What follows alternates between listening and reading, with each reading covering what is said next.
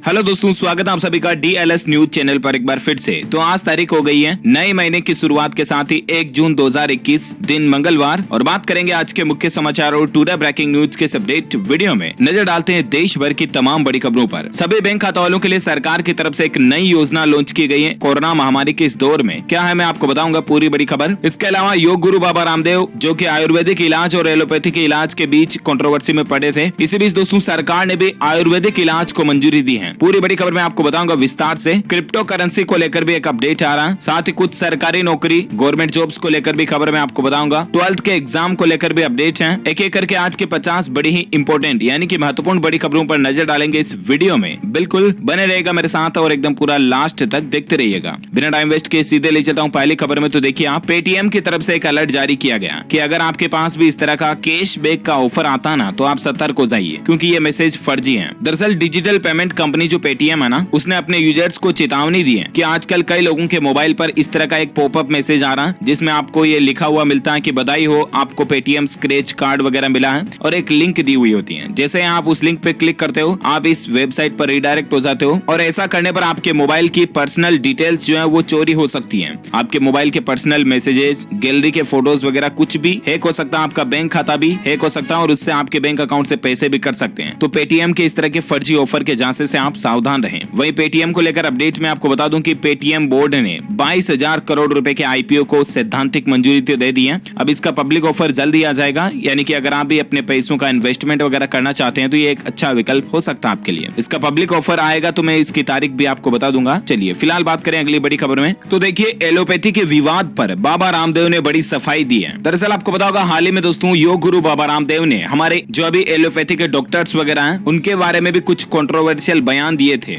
योग और आयुर्वेद की अहमियत बताते हुए रामदेव ने दावा किया था कि 98% बीमारियों का इलाज आयुर्वेद से मुमकिन है। रामदेव ने यह भी माना था कि एलोपैथी की वजह से करोड़ों लोगों की जिंदगी बचाई गई है, लेकिन आयुर्वेद का भी सम्मान होना चाहिए। यहाँ तक कि बाबा रामदेव ने आईएमए को, जो कि इंडियन मेडिकल एसोसिएशन है, उसको अंग्रेजों का बनाया हुआ एनजीओ भी बताया। तो इन सब बयानों के बाद काफी कंट्रोवर्सी पैदा हुई। आपको पता होगा हमारे देश के जो डॉक्टर्स वगैरह हैं वो बोले कि बाबा रामदेव को लिखित में माफी मांगनी चाहिए। और अब यहाँ पर एक नया ट्विस्ट देखने को मिला। देखिए एलोपैथी पर दिए बयान पर बोले बाबा रामदेव कि इस विवाद को ईमानदारी और दिल से समाप्त करना चाहता हूं। उनका कहना है कि वो कंट्रोवर्सी में नहीं पड़ना चाहते हैं। यहाँ तक कि अब अक्षय कुमार भी इस मामले के बीच में आ चुके हैं। कल ही बाबा रामदेव ने अपने सोशल मीडिया पेज पर एक वीडियो शेयर किया, और इस वीडियो में अक्षय कुमार ये कह रहे हैं कि आयुर्वेद में जो ताकत है वह किसी अंग्रेज के केमिकल इंजेक्शन में नहीं है। और बात भी सही है, अक्षय कुमार वाकई में ऐसा बोल रहे हैं। अक्षय कुमार का यह कहना है कि आप अपनी बॉडी के खुद ब्रांड एम्बेसडर बने, सिंपल और हेल्दी लाइफ जिए, और दुनिया को दिखा देते हैं कि हमारे हिंदुस्तानी योग व आयुर्वेद में जो ताकत है वह किसी अंग्रेज के केमिकल इंजेक्शन में नहीं है। तो ये कुछ बातें चीतें और मुद्दे चल रहे थे। और इसी बीच दोस्तों देखिए आंध्र प्रदेश राज्य के मुख्यमंत्री जगन मोहन रेड्डी सरकार की तरफ से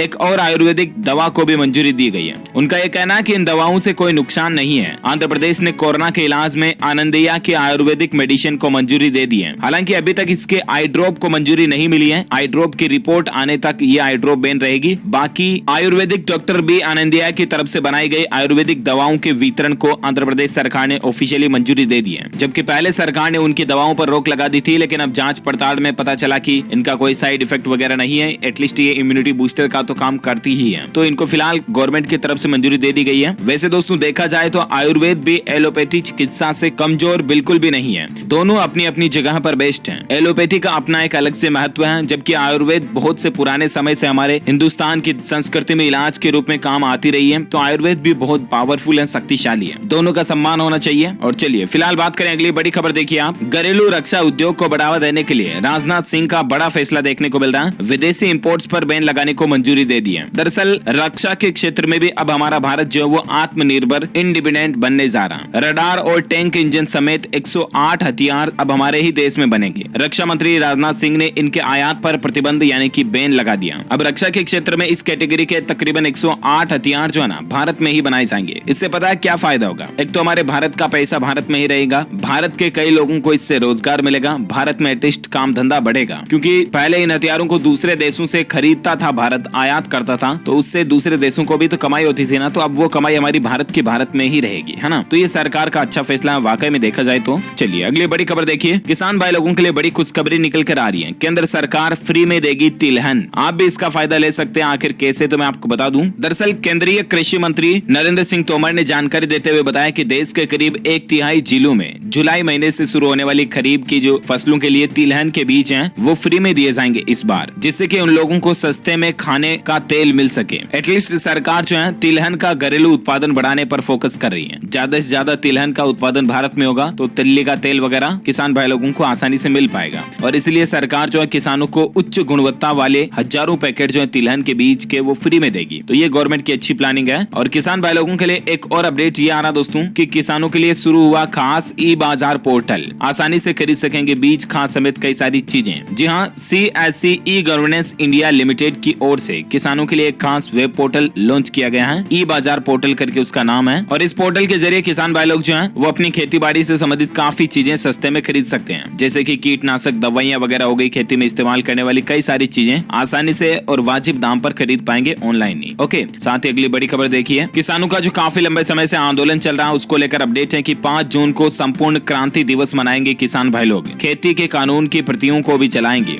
जो 3 नए कृषि कानून सरकार ने बनाए थे उनके विरोध में आपको पता होगा कि काफी समय से किसान भाई लोग जो है प्रदर्शन कर रहे हैं, धरना कर रहे हैं, राइट। और अब 5 जून को किसान जो है वो संपूर्ण क्रांति दिवस मनाने जा रहे हैं। देखते हैं सरकार और किसानों के बीच आगे और कब और क्या बातचीत होती है, मैं आपको अपडेट बताता रहूंगा। फिलहाल देखिए अगली बड़ी खबर, कोरोना के इलाज के लिए बैंक देंगे 5 लाख तक का पर्सनल लोन, और ब्याज दरें भी काफी कम होगी। हालांकि इसके लिए कुछ नियम और शर्तें होगी, लेकिन सरकार की तरफ से बहुत ही अच्छी पहल शुरू की गई है। दरअसल कोरोना महामारी में इलाज के लिए अब सरकारी बैंकों ने एक अच्छी पहल की है। PSU बैंक जो है उन्होंने, जी हाँ, सरकारी बैंकों ने एक अनसिक्योर्ड पर्सनल लोन का एक स्पेशल प्रोजेक्ट लॉन्च किया, और इसके तहत 5 लाख रुपए तक का कोरोना ट्रीटमेंट पर्सनल लोन लिया जा सकेगा। और सबसे अच्छी खास बात पता है क्या, इस कैटेगरी के पर्सनल लोन के लिए ब्याज दरें भी काफी कम होगी। आमतौर पर अनसिक्योर्ड पर्सनल लोन की ब्याज दरें 10 से 16% तक होती हैं, लेकिन कोरोना इलाज के लिए दिए जाने वाला ये लोन काफी सस्ता होगा। देश का सबसे बड़ा बैंक SBI भी कोरोना इलाज के लिए 8.5% पर यह पर्सनल लोन दे रहा, और अलग अलग सरकारी बैंकों की ब्याज दरें थोड़ी बहुत अलग अलग होगी, Punjab national bank, Canara bank वगैरह वगैरह। तो आपको सभी गवर्नमेंट बैंक्स में अब ये कोरोना पर्सनल लोन देखने को मिल जाएगा। अब इस लोन को लेने के लिए आप अपने किसी भी सरकारी बैंक ब्रांच में जा सकते हैं और फॉर्म भर के सिंपली ये लोन इश्यू करवा सकते हैं। ओके, अगली बड़ी खबर देखिए, कारोबारियों के लिए अच्छी खबर है। सरकार ने मासिक GST रिटर्न की तारीख को बढ़ा दिया। अब 26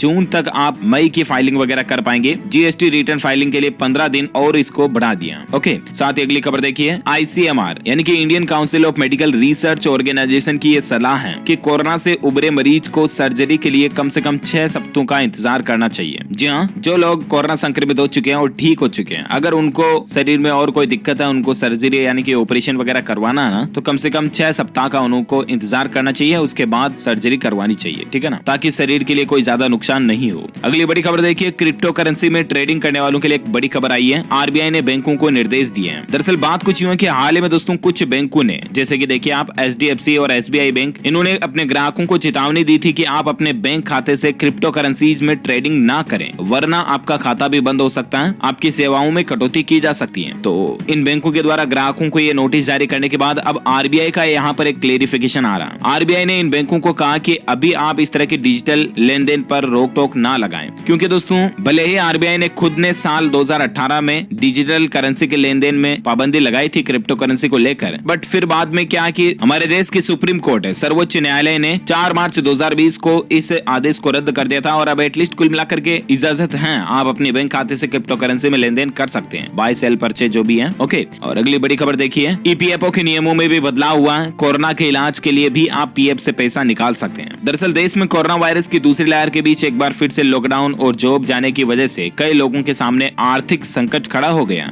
राइट। और ऐसे में यदि कोई व्यक्ति कोरोना वायरस की चपेट में आ जाए तो उसके इलाज के लिए पैसों का इंतजाम करना भी बड़ी मुश्किल चुनौती बन रहा। अब इसी बीच एम्प्लॉय प्रोविडेंट फंड ऑर्गेनाइजेशन जो है ना, EPFO, उसने PF की रकम निकालने की शर्तों में कुछ छूट देने का फैसला किया। अब कोरोना वायरस संक्रमण के इलाज के लिए आप PF का पैसा निकाल सकते हैं। पहले इसमें कुछ लिमिटेशन जो थी उनको हटाया गया है। इसके तहत EPF मेंबर्स जो है प्रोविडेंट फंड का 70% है या 3 महीने की बेसिक सैलरी और महंगाई भत्ता जो है अपने पीएफ खाते से यूज कर सकते हैं, निकाल सकते हैं। ओके, चलिए अगली बड़ी खबर देखिए। टेक्नोलॉजी के तहत टेक न्यूज को लेकर अपडेट है कि ट्विटर का फेसबुक जैसा एक नया फीचर लॉन्च किया गया है। रिएक्शन देने के लिए अब आप ट्विटर में जो रीट्वीट वगैरह करते हैं उसमें इमोजीज का इस्तेमाल भी कर पाएंगे, जैसे फेसबुक पर होता ना, वैसे इमोजीज रिएक्शन भी अब आपको मिलेगा, जैसे हैप्पी का इमोजी, एंग्री का इमोजी, सैड का इमोजी वगैरह वगैरह, है ना। चलिए अगली बड़ी खबर देखिए। छत्तीसगढ़ राज्य में 12वीं की परीक्षाएं आज से शुरू होने जा रही हैं और इस बार कोरोना काल के दौरान स्टूडेंट्स को ये छूट दी गई कि आप पर्चा घर बैठ करके ही दे सकते हैं, यानी कि घर बैठ के एग्जाम दे पाएंगे। छत्तीसगढ़ माध्यमिक शिक्षा मंडल की 12वीं की बोर्ड परीक्षाएं 1 जून से शुरू हो रही हैं और इस साल कोविड संक्रमण की वजह से छात्रों को क्वेश्चन पेपर और आंसर सीट घर पे ले जाने की मंजूरी होगी, जहां पर छात्र जवाब लिखने के बाद छात्रों को आंसर सीट जो परीक्षा केंद्रों में आके जमा करानी होगी। तो इस बार ये नया एग्जाम पैटर्न रखा गया है Chhattisgarh board of secondary education की तरफ से। ओके, अगली बड़ी खबर देखिए। कल ही दोस्तों देश की राजधानी दिल्ली के रोहिणी वगैरह और इसके आसपास के इलाकों में भूकंप के झटके महसूस किए गए। रिएक्टर पैमाने पर भूकंप की तीव्रता 2.4 रही। हालांकि दोस्तों राहत की बात यह है कि कोई जानमाल का नुकसान नहीं हुआ। चलिए साथ ही अगली खबर देखिए। अब नर्सिंग होम संचालकों को ब्याज के साथ लौटानी होगी फीस से ज्यादा वसूली गई रकम। जहां उत्तर प्रदेश नोएडा को लेकर अपडेट आ रहा है कि अब यहाँ पर जो नर्सिंग होम संचालक थे जिन्होंने कोरोना इलाज के लिए पहले से तय फीस ही कोरोना पॉजिटिव मरीज से लेनी होगी। ये फीस यूपी सरकार द्वारा तय की जा चुकी है। अगर कोई नर्सिंग होम संचालक ऐसा नहीं करता है या पहले से ही जिन्होंने ज्यादा फीस ले ली है तो उनको मई ब्याज यानी कि ब्याज समेत पीड़ित मरीज को ये रकम वापस लौटानी होगी। तो ये वाकई में यूपी गवर्नमेंट का अच्छा फैसला है। साथ ही बड़ी खबर देखिए, उत्तराखंड राज्य में जो प्राकृतिक आपदा में लापता 29 मजदूर है ना, उनके परिवारों को 29 लाख रुपए दिए जाएंगे। ये उत्तराखंड सरकार की तरफ से मुआवजे का ऐलान किया गया है। साथ ही और एक अपडेट देखिए आप, उत्तर प्रदेश में कैबिनेट मीटिंग में यह निर्णय लिया गया कि पंचायत चुनाव ड्यूटी के दौरान जो मृत कर्मी वगैरह हैं उनके आश्रितों को 30 लाख रुपए दिए जाएंगे। जी हाँ, उत्तर प्रदेश के पंचायत चुनाव के दौरान जिन कर्मचारियों की मौत ड्यूटी पर हुई थी ना, उनके परिजनों को 30 लाख रुपए की आर्थिक मदद दी जाएगी। कल ही यूपी की कैबिनेट मीटिंग में इस तरह का बड़ा फैसला भी लिया गया है। जी हाँ, मतलब देखिए आपके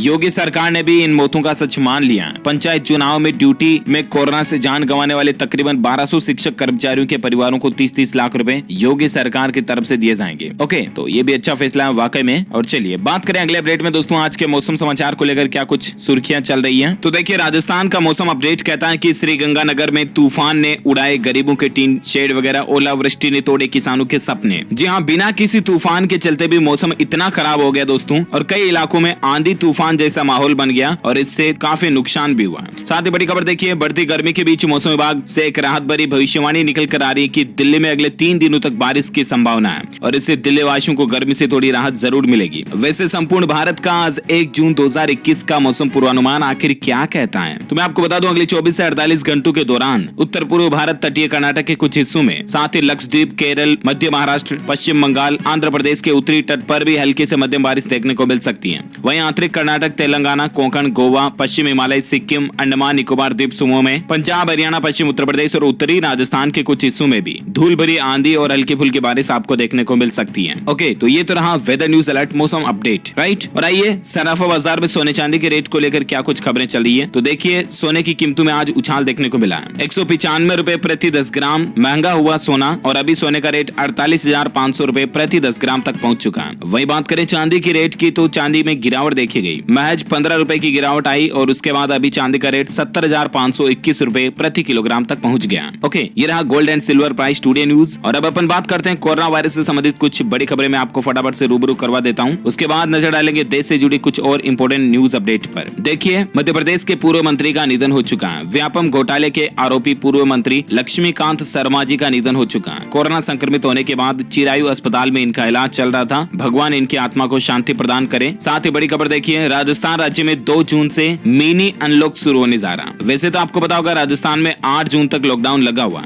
लेकिन अब राजस्थान सरकार जो धीरे धीरे अनलॉक शुरू कर रही है। अब सप्ताह में 4 दिन सुबह 6 से 11 बजे तक बाजार खोलने की भी अनुमति होगी। 10 जून से शुरू होगा पब्लिक ट्रांसपोर्टेशन। शादियों पर पाबंदी अभी जारी रहेगी। कुछ राजस्थान में अनलॉक की नई गाइडलाइंस के पॉइंट्स भी आप देख सकते हैं कि सप्ताह में 4 दिन मंगलवार से शुक्रवार तक सुबह 6 से 11 बजे तक बाजार खुल सकेंगे। जिलों में सप्ताह में 4 दिन सुबह 5 बजे से लेकर दिन में 12 बजे तक आने जाने की इजाजत होगी, एक ही जिले के अंदर अलग अलग गाँव में, है ना। वहीं एक जिले से दूसरे जिले में 8 जून से 5 दिन तक आने जाने की अनुमति होगी। शुक्रवार दोपहर 12 बजे से मंगलवार सुबह 5 बजे तक कर्फ्यू भी जारी रहेगा। तो ये राजस्थान के मुख्यमंत्री अशोक गहलोत सरकार की तरफ से कुछ अनलॉक की गाइडलाइंस जारी की गई है। मेडिकल और ऑप्टिकल्स की दुकानें पूरे सप्ताह खुल सकेगी। दूध डेयरी रोज सुबह 6 से 11 व शाम 5 से 7 खोली जा सकेगी। मंडी, फल सब्जी, फूलमाला की दुकानें रोज सुबह 6 से 11 तक खुल सकेगी। कुछ और पॉइंट्स और हाईलाइट्स भी आप स्क्रीन पर देख सकते हैं। ओके, अच्छा, वहीं राजस्थान सरकार की तरफ से और एक गुड न्यूज ये आ रही है रेजिडेंट डॉक्टर्स के लिए कि गहलोत सरकार ने इंटर्न का मानदेय डबल कर दिया। रेजिडेंट्स का स्टाइपेंड 15% बढ़ा दिया। इससे तकरीबन राज्य के 5,500 से भी ज्यादा डॉक्टर्स को फायदा होगा। आखिरकार डॉक्टर्स की मांगों के सामने सरकार को झुकना पड़ा और ये बेनिफिट्स अब डॉक्टर्स को अलग से मिलेंगे, है ना। और साथ ही अगली खबर देखिए, उत्तराखंड में सरकार का बड़ा ऐलान है, एक सप्ताह और आगे बढ़ा दिया कोरोना कर्फ्यू को। अब उत्तराखंड राज्य में भी 8 जून की सुबह तक कोरोना की पाबंदियां लागू रखी जाएगी। वह देखिए, मध्य प्रदेश में आज से ही अनलॉक शुरू होने जा रहा है, लेकिन कुछ शर्तों के साथ। मध्य प्रदेश भोपाल में वीकेंड लॉकडाउन रहेगा, फल सब्जी और किराना दिन भर मिलेगा। और इंदौर में शादियों पर अभी भी रोक जारी रहेगी, धर्म स्थल भी बंद रहेंगे, नाइट कर्फ्यू भी जारी रहेगा। स्कूल, कॉलेज, कोचिंग, मॉल, सिनेमाघर, स्विमिंग पूल, पिकनिक, सामाजिक धार्मिक आयोजन, ये सब कुछ चीजें अभी भी रोक पर रहेगी। राजनीतिक कार्यक्रम, रैली, धरना प्रदर्शन वगैरह भी नहीं होगा, है ना। तो ये अनलॉक की गाइडलाइंस है। वहीं एक बड़ी खबर देखिए, कोरोना महामारी से बच्चों में मानसिक तनाव भी बढ़ रहा है, स्ट्रेस बढ़ रहा है। एम्स के द्वारा की गई एक स्टडी में इस बात का पता चला। और बच्चों में मतलब तनाव बढ़ना, बच्चे क्योंकि दोस्तों देश का भविष्य होते हैं, फ्यूचर की यही जनरेशन तो आगे जाकर के देश के लिए बड़े बड़े काम करेगी। तो इनमें अभी इनके बचपने में ही तनाव का बढ़ना, स्ट्रेस का बढ़ना वाकई में एक चिंताजनक विषय है कि क्या देश का भविष्य खतरे में है। एम्स की स्टडी के मुताबिक दोस्तों देश के तकरीबन 75% से भी ज्यादा बच्चों पर कोरोना का नेगेटिव असर पड़ रहा है और उनके दिमाग में नेगेटिविटी बढ़ रही है, स्ट्रेस बढ़ रहा है। तो प्लीज आप अपने बच्चों के साथ आजकल लॉकडाउन वगैरह के समय में थोड़ा टाइम स्पेंड करें, उनको रिलैक्स माइंड में रखने की कोशिश करें, उनको इन चीजों से जितना दूर रखें ना उतना ही ज्यादा बेहतर है ना। अगली खबर देखिए, आंध्र प्रदेश राज्य में भी दोस्तों लॉकडाउन को बढ़ा दिया। अब 10 जून तक कोरोना कर्फ्यू और पाबंदियां जो आंध्र प्रदेश में भी लागू रहेगी। चलिए साथ ही खबर देखिए, छत्तीसगढ़ में 1 जून से बाजार और होटल वगैरह खुलने जा रहे हैं। 5% से कम संक्रमण वाले तकरीबन 18 जिलों में अनलॉक होने जा रहा, राहत होने जा रही है, पर बाकी जिलों में अभी भी सख्ती जारी रहेगी। पूरे राज्य में संडे को टोटल लॉकडाउन रहेगा। तो ये छत्तीसगढ़ में अनलॉक की गाइडलाइंस है, ज्यादा जानकारी आप देख सकते हैं। वहीं दोस्तों बिहार में लॉकडाउन जो है वो 8 जून तक बढ़ चुका है। बिहार के भी मुख्यमंत्री नीतीश कुमार की तरफ से कल ही ट्वीट करके ये बात की जानकारी दी गई है। और अभी भी शादी और श्राद्ध वगैरह इन कार्यक्रमों पर पाबंदी जारी रहेगी। कुछ नई गाइडलाइन भी जारी की गई है बिहार राज्य सरकार की तरफ से, तो जानकारी आप स्क्रीन पर देख सकते हैं। ओके, अच्छा, अगली खबर देखिए, कोरोना वेरिएंट का नया नाम, भारत में पहली बार मिला स्ट्रेन डेल्टा कहा जाएगा। WHO ने कहा कि किसी देश को नए वेरिएंट की जानकारी देने की सजा ना मिले। कहने का मतलब अब अगर भारत में कोरोना का नया स्ट्रेन वगैरह मिलता है ना, तो जो शब्द पहले इस्तेमाल किया जा रहा था कि इंडियन वेरिएंट वगैरह ऐसा कुछ, और दूसरे देशों के लिए जैसे USA का वेरिएंट है, तो इस तरह से अब देश का नाम बदनाम नहीं किया जाएगा बल्कि उनका अलग से नाम रखा जाएगा। अब भारत में कोरोना का नया स्ट्रेन मिलेगा तो उसको डेल्टा कहा जाएगा, है ना। साथ ही बड़ी खबर देखिए, मुंबई वालों को महाराष्ट्र के मुख्यमंत्री की चेतावनी निकल कर आ रही है। उद्धव ठाकरे बोले दोस्तों कि मुंबई में हैवी ट्रैफिक देखकर शौक में हूं मैं, अगर ऐसा ही रहा तो फिर एक बार फिर से हार्ड लॉकडाउन जो मुंबई में लगाना पड़ेगा, ये कहना महाराष्ट्र CM का। और साथ ही बड़ी खबर देखिए, शादी में 20 लोगों की अनुमति मिलेगी, 50% क्षमता से चल सकेंगे वाहन। शनिवार रविवार को टोटल लॉकडाउन रहेगा। MP भोपाल में इस तरह का निर्णय लिया गया। वहीं बड़ी खबर देखिए, दिल्ली इंटरनेशनल एयरपोर्ट पर भी खोला गया वैक्सीनेशन सेंटर। इससे तकरीबन 60,000 से ज्यादा कर्मचारियों को यहाँ पर कोरोना की वैक्सीन लगाई जाएगी। चलिए अपडेट देखिए, कोरोना में वैक्सीन के डेटा आंकड़ों की बात करें ना, तो कोरोना को लेकर अब तक देश में टोटल 18+ के जो एज ग्रुप के हैं उनमें तकरीबन 2.25 करोड़ से भी ज्यादा डोज लग चुके हैं। कुल वैक्सीनेशन जो भारत में 21 करोड़ 58 लाख के पार पहुंच चुका है, यानी कि भारत में टोटल वैक्सीन लगाने वालों की संख्या 21 करोड़ से भी ज्यादा हो चुकी है ना। भारत में कोरोना के आंकड़ों की बात करें तो पिछले 24 घंटों में बहुत ही राहत की बात है। धीरे धीरे दोस्तों आंकड़ों का ग्राफ डाउन जा रहा है। पिछले 24 घंटों में 1,24,000 ही नए मामले देखे गए, ऑलमोस्ट 1,25,000 आप मान सकते हैं। और उसके बाद अभी कुल भारत में संक्रमितों की संख्या 2 करोड़ 81 लाख हो चुकी है, जिनमें से एक्टिव केस 18,91,000 ही रह गए हैं। एक्टिव केस की संख्या में भी रोजाना कमी हमें देखने को मिल रही है, अच्छी बात है। पिछले 24 घंटों के दौरान मौत का आंकड़ा भी काफी कम रहा, 2754 लोगों की ही मौत हुई। 3,31,000 कुल भारत में इस कोरोना के चलते अपनी जान गंवा चुके हैं। क्योंकि दोस्तों पहले तो 4-4 हजार तक मरने वालों का आंकड़ा आता था, तो अब ये राहत की बात है कि धीरे धीरे ये डेटा नीचे जा रहा है। लेकिन इसका मतलब ये बिल्कुल भी नहीं कि आप और हम लापरवाही करना शुरू कर दें, बिल्कुल नहीं। पहले भी कुछ ऐसा ही हुआ था, जैसे जैसे कोरोना के मामले और आंकड़े कम पड़े ना, लोग बाग लापरवाह हो गए, अनुशासनहीन बनते गए कि यार उनको लगता है कि अब तो कोरोना खत्म हो गया यार, अब मतलब रहा ही नहीं, अब तो बस इतने से आंकड़े आ रहे हैं, अब तो कोरोना खत्म हो गया। इस वजह से कोरोना की दूसरी लहर आई और दूसरी लहर का पीक तो कितना हाई था आपको भी पता होगा। तो वाकई में ऐसी स्थितियां असमंजस भरी होती हैं। ओके, तो ये तो रहे आज दिन भर के कोरोना अपडेट्स। और आइए दोस्तों अब कुछ और बड़ी खबरों पर नजर डाल लेते हैं। देखिए अपडेट, आपके 20 साल के लड़के ने बनाया ऐसा सॉफ्टवेयर है, सड़क दुर्घटनाओं को ये पूरी तरह से खत्म कर देगा। जी हाँ, आपको पता होगा देश में हर साल लाखों जिंदगियां सड़क दुर्घटना के चलते चली जाती हैं। अब ऐसे में दोस्तों अगर कोई व्यक्ति शराब पीकर गाड़ी चला रहा है तो भी कार बता देगी, और कार यहाँ तक कि स्टार्ट भी नहीं होगी अगर ड्राइवर ने शराब पी रखी है तो। मात्र 20 साल के एक बीटेक के छात्र ने इस तरह का एक खास सॉफ्टवेयर बनाया है। अगर आप सीट बेल्ट भी नहीं लगाओगे तो भी आपकी कार स्टार्ट नहीं होगी, अगर आपने ज्यादा वाइन शराब दारू पी रखी है तो भी आपकी कार चलेगी ही नहीं। तो ये वाकई में इस 20 साल के लड़के की बहुत ही अच्छी खोज है। उम्मीद है अब नई नई स्टार्टअप कंपनी जो है, वो कार बनाने वाली कंपनी जो है, वो इस फीचर को इम्प्लीमेंट करेगी आगे आने वाली भविष्य की कारों में। और साथ ही फिलहाल देखिए अगली बड़ी खबर, कॉन्टेक्टलेस बैंकिंग प्लेटफॉर्म के जरिए डिजिटल शुरुआत हुई है। देश के रिटेल कारोबारियों को आईसीआईसीआई बैंक डिजिटली मजबूत करेगा। बैंक ने इसको लेकर एक मर्चेंट स्टेक भी लॉन्च किया। अब इसके क्या क्या फीचर्स होंगे, आपको क्या बेनिफिट्स मिलेंगे, तो इसकी जानकारी आप चार्ट के रूप में स्क्रीन पर भी देख सकते हैं। ओके, साथ ही खबर देखिए कि डिप्रेशन का एक साइड इफेक्ट ये भी देखने को मिल रहा है कि डिप्रेशन से जूझ रहे हैं तो आपकी किडनी के काम करने की क्षमता भी घट सकती है। युवाओं पर हुई एक रिसर्च में इस तरह का खुलासा हुआ है। कहने का मतलब दोस्तों कि अगर आप दिन रात टेंशन में रहते हैं, बहुत ज्यादा तनाव लेते हैं, बहुत ज्यादा दिमाग पर लोड डालते हैं ना, तो इस वजह से आपकी किडनी भी खराब हो सकती है और आपकी किडनी अपना काम करना बंद कर सकती है। हाल ही में डिप्रेशन से जूझने वाले युवाओं पर एक रिसर्च की गई और उसमें यह परिणाम सामने आए। ये दावा चीन की साउदर्न मेडिकल यूनिवर्सिटी के शोधकर्ताओं ने किया है